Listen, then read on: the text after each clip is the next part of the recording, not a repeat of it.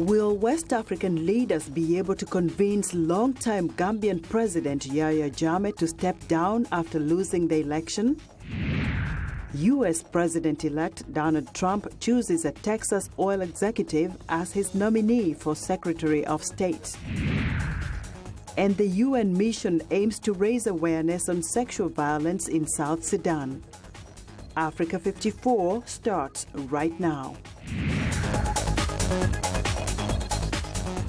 Good evening and welcome. I'm Vincent Makori. This is Africa 54. Now, West African leaders led by Liberian President and ECOWAS Chair Ellen Johnson Sirleaf on Tuesday urged Gambia's long-ruling President Yahya Jammeh to respect the will of the people and step down following his defeat in an election. Jammeh, who seized power in a 1994 coup, had conceded defeat to Adama Barrow but withdrew his concession and later Friday, citing irregularities in the official results, which according to Reuters were corrected to show a victory of less than 20,000 votes for President-elect Barrow. This week we have been conducting investigations to get to the bottom of why this large number of people did not vote. Our investigations reveal that in some cases, voters were told that the opposition has already won and there was no need for them to vote. Well, since seizing power in 1994, Jammeh has won 4 presidential elections that critics say were neither free nor fair. In 2002, he supported a constitutional amendment that removed presidential term limits.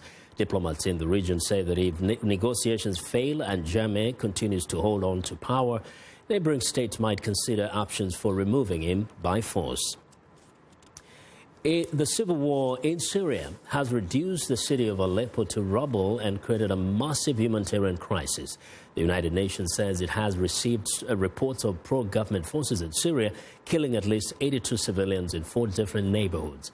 In Aleppo, UN rights spokesman Rupert Colville says it is difficult to verify reports and it is not clear exactly where the killings were to have occurred.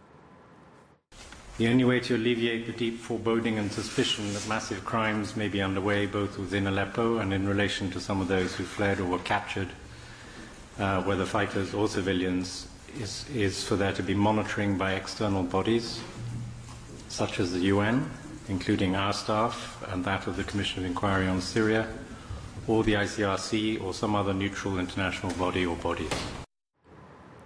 Well, the International Committee of the Red Cross warned Tuesday that thousands of civilians in eastern Aleppo had literally nowhere safe to run and urged those involved in fighting there to protect them. The appeal comes as the forces of President Bashar al-Assad pressed in an offensive to recapture the few remaining rebel-held districts of eastern Aleppo. The Russian Defense Ministry says over 13,000 civilians have left rebel-controlled districts in the past 24 hours. The British-based Syrian Observatory for Human Rights says in the past month at least 415 civilians, including 47 children, have been killed in rebel-held territory.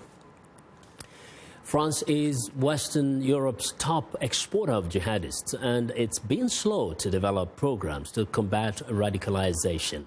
That is changing, but maybe not fast enough. With Islamic State group weakened in Iraq and Syria, fighters are returning, posing a growing threat at home.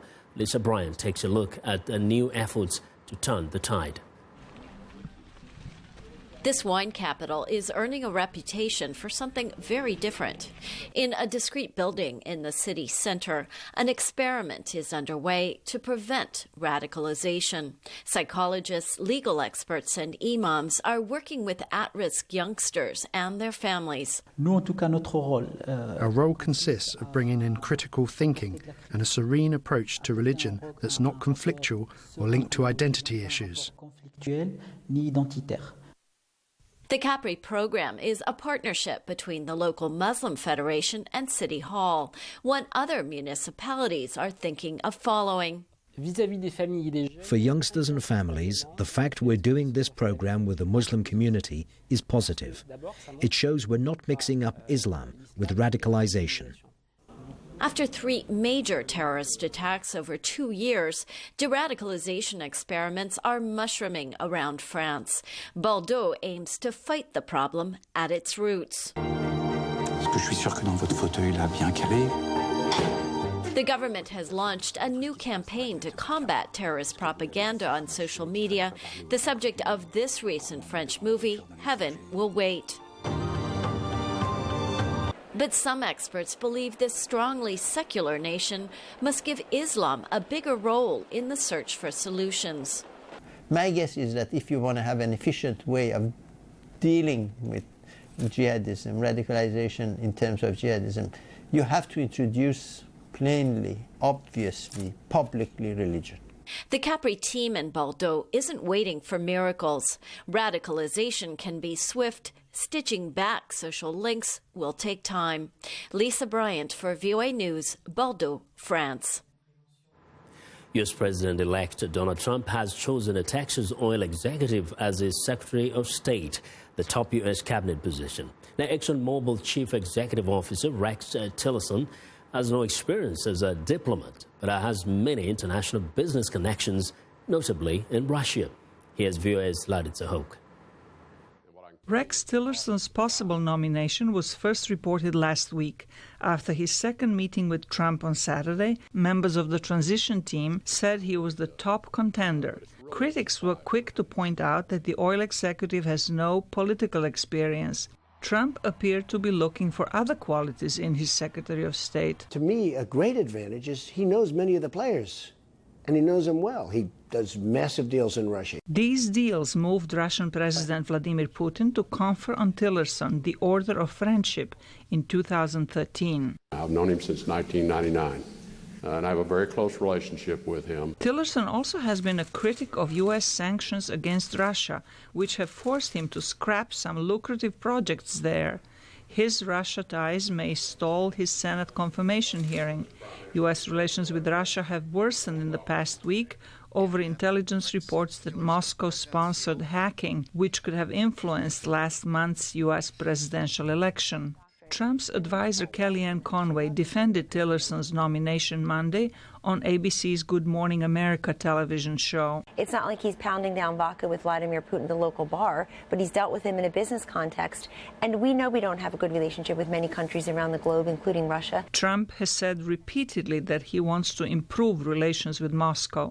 Some analysts say the former real estate mogul is more interested in making deals than in any political ideology. He's really making a bold statement here, going outside politics and outside the diplomatic world to someone who's a CEO who doesn't have the kind of White House experience. However, according to unofficial reports, Trump plans to appoint a veteran diplomat, John Bolton, as Deputy Secretary of State. The former U.S. ambassador to the United Nations is known for his hawkish stance. Laditza Hoke, VOA News, Washington. U.S. President-elect Donald Trump says he will speak to the press in the near future about his cabinet appointments and his business, as which he says he is living in the hands of his 2 sons. The announcement late Monday on Twitter came days before Trump canceled a press conference about how he will separate himself from his business with global interests in order to focus on the presidency and avoid conflicts of interest. An aide said those details will now be given sometime in January. Meanwhile, lawmakers are investigating charges by U.S. intelligence agencies that Russia interfered in last month's election to boost Trump's chances of winning the White House. President Barack Obama has ordered a full review by the intelligence community into the allegations. The reason that I have called for a review is really to just gather all the threads of the investigations, the intelligence work that has been done over many months, so that the public and our elected representatives going forward can find ways to prevent this kind of interference from having an impact on the elections in the future. U.S. cyber experts say Russians hacked the Republican and Democratic National Committee's computer systems and disclosed embarrassing emails about the Democrats through WikiLeaks. President-elect Trump is dismissing the charges as ridiculous, saying the allegations are just another excuse by Democrats to explain his absence of a win, upset win over Hillary. And the United States on Monday imposed sanctions on members of the Democratic Republic of Congo's President Joseph Kabila's inner circle for the first time. Now, it comes a week before the Congolese president's mandate expires. The action is an effort to try to force the government to agree to a compromise with the opposition leaders. International powers fear that Kabila's refusal to leave power on December 19th, as required by the Constitution, could lead to widespread violence following anti-government protests in September, in which about 50 people were killed by security forces. The U.S. sanctions place Interior Minister Evariste Boshab and the head of the country's intelligence service, Kale Mutondo, on a list of especially designated nationals. Earlier Monday, the European Union imposed travel bans and asset freezes, its first on 7 security officials it says have violated human rights and helped disrupt elections. Well, Portugal's Antonio Guterres is the new United Nations Secretary General. He was sworn in Monday as the 9th UN chief. The former Prime Minister and UN refugee head beat out more than a dozen other candidates to lead the world body. VOA UN correspondent Migrant Bashir has more. Congratulations. After his swearing in, Guterres said the international community must do better at stopping crises from developing. He gave his address in English, French, and Spanish. Prevention is not a novel concept. It is what the founders of the UN asked us to do. It is the best way to save lives and to reduce human suffering. Where prevention fails, we must do more to resolve conflicts. Guterres will have a full plate beginning January 1st, with the world facing its largest refugee and migrant crisis since World War II, numerous armed conflicts, the threat of terrorism, and the effects of climate change. His most pressing crisis, however, will undoubtedly be the war in Syria. This is a war in which nobody is winning. This is a war in which everybody is losing. This became a threat for everybody around the world. It's high time to put an end to this nonsense. Member states also paid tribute to outgoing UN Secretary General Ban Ki-moon, whose second 5-year term will expire at the end of this month, praising him for guiding the organization through increasingly turbulent times. Ban said he will miss the organization, which aided him as a child in post-war South Korea. For me, the power of the United Nations was never abstract or academic. It is a story of my life and many Korean people.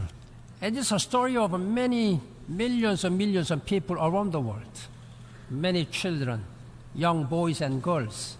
In mid-January, Ban will return to his native South Korea, where there's widespread speculation he may run for president. Margaret Bashir, VOA News, the United Nations. Well, we want to know what you think about Africa 54 and the stories we cover. Join the conversation on Facebook. The address is Africa 54. And check out our headlines 24/7 on voaafrica.com. Find me on Twitter at VOA Vincent Makori. Well, coming up, raising awareness on sexual violence in South Sudan communities. Stay with us.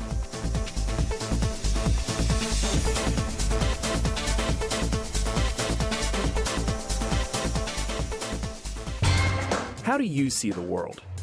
I see countries in turmoil. I see our planet changing. I see people at peace. No matter how you see the world, you'll get an unbiased and uncensored view of it on Voice of America. On television, radio, online, and mobile. In more than 40 languages all day, every day. Millions of people tune us in. How do I see the world? On Voice of America.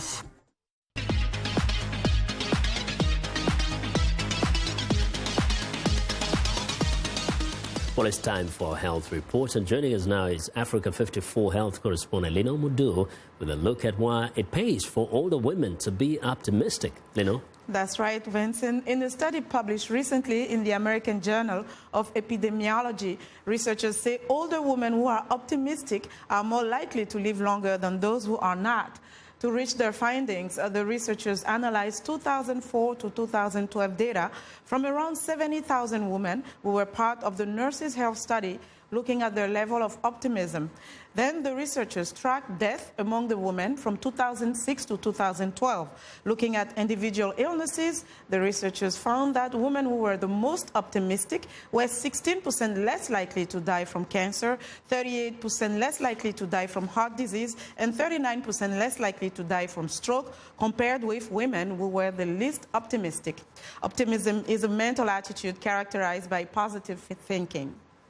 Now, the World Health Organization has just pre-qualified its first hepatitis C virus, HCV rapid diagnostic test. The newly pre-qualified test, SD Bioline HCV, by South Korean company Standard Diagnostics, is a point-of-care diagnostic, which makes it particularly appropriate for low-resourced countries. Resembling a pharmacy pregnancy test, it does not require hospital facilities or electricity and can be performed by health workers with limited training. The test gives a result within 20 minutes. The United Nations mission in South Sudan is aiming to raise awareness on sexual violence issues among local communities. The event took place at the UN mission's protection of civilian sites and was organized by the Women's Protection Unit of the UN mission in South Sudan, UNMISS. It was especially dedicated to internally displaced persons, IDPs, to raise awareness on sexual violence issues. Over 200 IDPs from both protection of civilian sites heard from representatives from Communications and Public Information, Conduct and Discipline, UN Pole Gender Unit, and Women's Protection in UNMISS.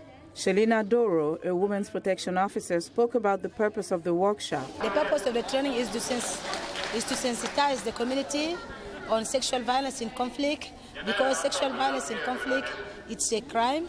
It can happen to anyone. It can happen to boys, to girls, to women, to men. It can be during the time of conflict or during the time of peace. So that's why we are here today, to sensitize the community, the IDP community, on how to prevent and address sexual violence within the POC sites.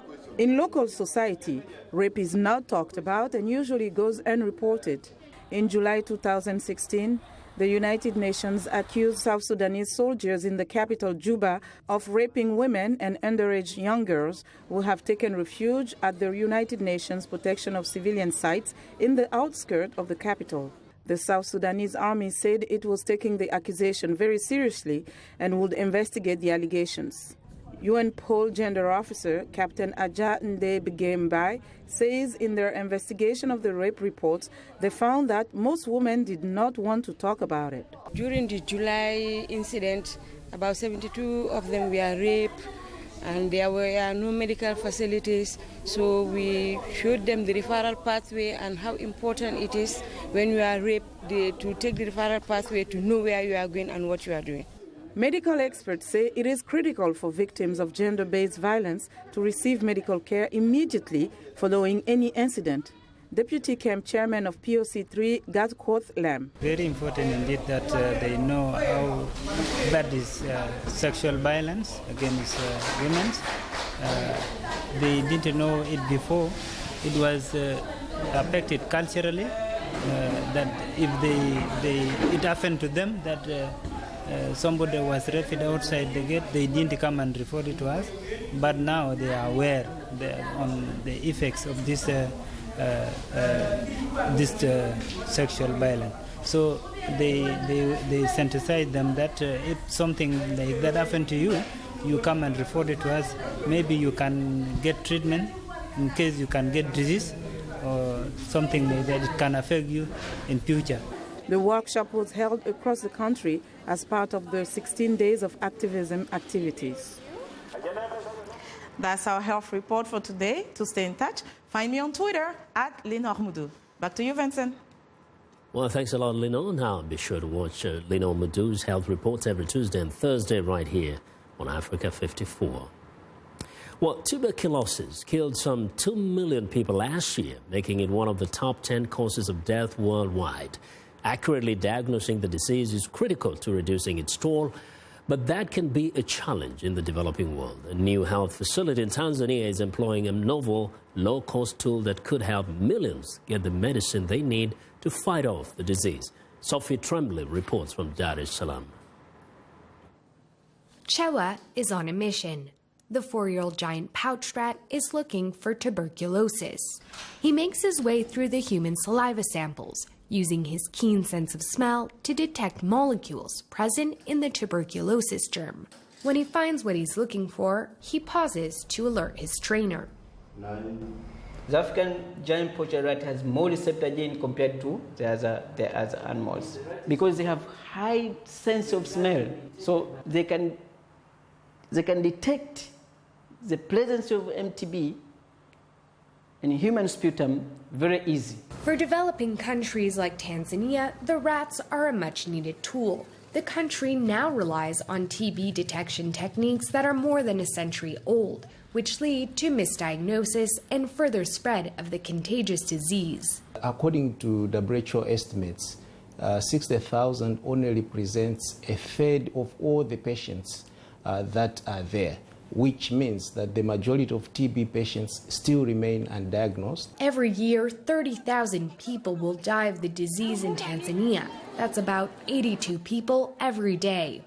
Apopo believes the rats, which are native to Tanzania, are a cheap and effective solution in filling the diagnosis gap. Rat can use the time in between 10 and 20 minutes to finish evaluating 100 samples, a task that would have taken a lab technician a time of 4 to 5 days to finish that job. After the rats conduct their triage, samples indicated as positive are further checked by the lab's technicians, and final results are sent back to hospitals within 24 hours so patients can begin medication. Since the beginning of the TB detection program, Apopo says the rats have detected thousands of cases originally missed by conventional testing. Apopo hopes to soon expand their TB program to other countries and train rats like Chewa to sniff out other diseases. Sophie Tremblay for VOA News in Dar es Salaam. Well, it's time now for a short break. Still to come on Africa 54, preparing children for the future. A private primary and middle school disrupt the traditional concept of education. We'll be right back.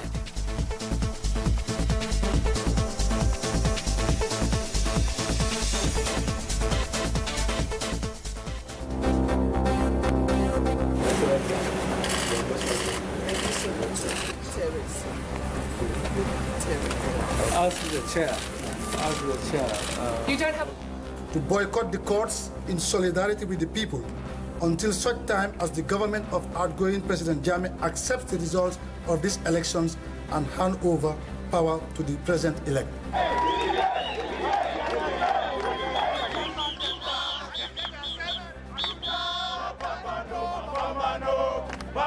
The list of violations and abuses faced by migrants in Libya is as long as it is horrific.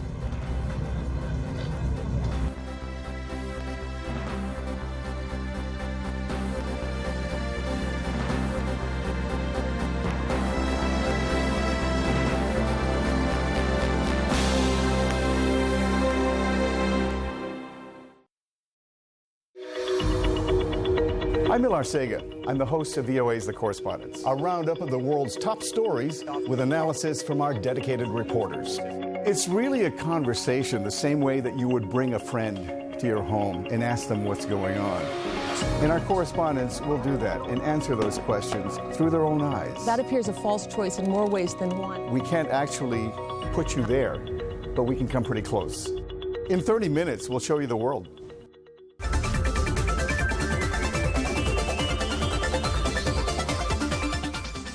Well, in the U.S., California's Silicon Valley is known for its innovative tech companies and startups.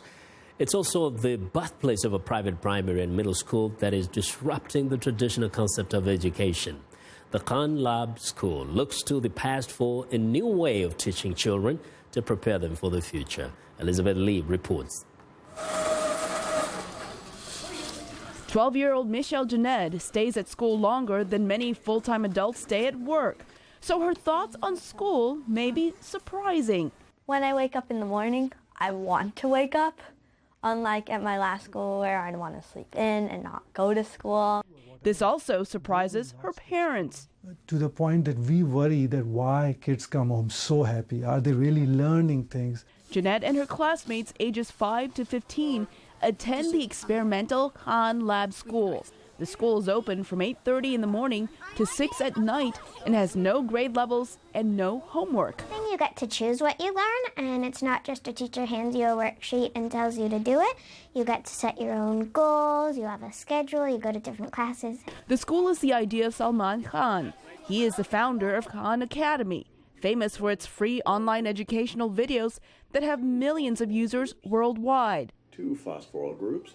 Khan says he started Khan Lab School because he considers the current education system as flawed and wanted to create a better learning model. Where I see the future going is somewhat revisiting the past. There was a lot of really good things about the one-room schoolhouse that you might have had in rural areas, and you still have today in a lot of places, where you have mixed-age classrooms. The advantage there is that older students can take responsibility and mentor younger ones. Younger students get more people. They get the teacher, but also other students being invested in their work. Khan says students also learn material at their own pace through videos and more attention from teachers through one-on-one dialogue instead of lectures. They also learn by doing projects. Educators at the school say this way of learning better prepares students for the future. We're heading towards the fourth industrial revolution, right, where a lot of labor force is going to be replaced by robots. And we're at the moment, when I see where education is, actually, they're stuck in their classroom, they're stuck in their artifacts, right?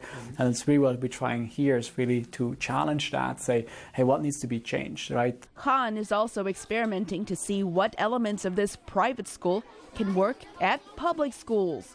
Some of the principles of the school around full year and full day, those are core principles, not necessarily for upper income families. This is, I think, an imperative for all students, that it levels the playing field much more if all of your work is done while you're at school in that 8:30 to 6 p.m. Khan Lab School will be expanding. It plans on starting classes for students who will be old enough to begin high school in the fall of 2017. Elizabeth Lee, VOA News, Mountain View, California. Well, and that's our show for today. Now be sure to watch Africa 54 on our website at voaafrica.com. For more news, tune in to VOA's evening radio show. That's Africa News Tonight at 1800 UTC. And in the mornings to Daybreak Africa between 0300 and 0600 UTC Monday through Friday. Thanks a lot for watching. From all of us in Washington, have a good night.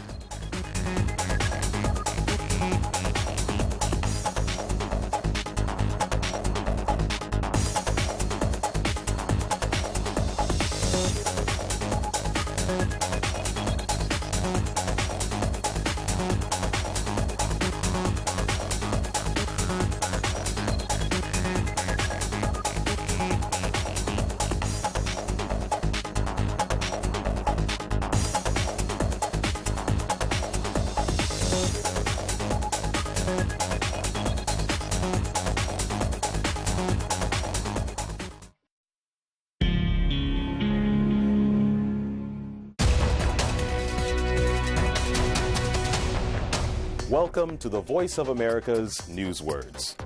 This word is used mostly in medical stories. Symptoms. Without specific drugs or a vaccine for Ebola, the only thing doctors can do for those suffering from this disease is treat their symptoms and hope their bodies can fight the virus. A symptom is a sign that a person is sick.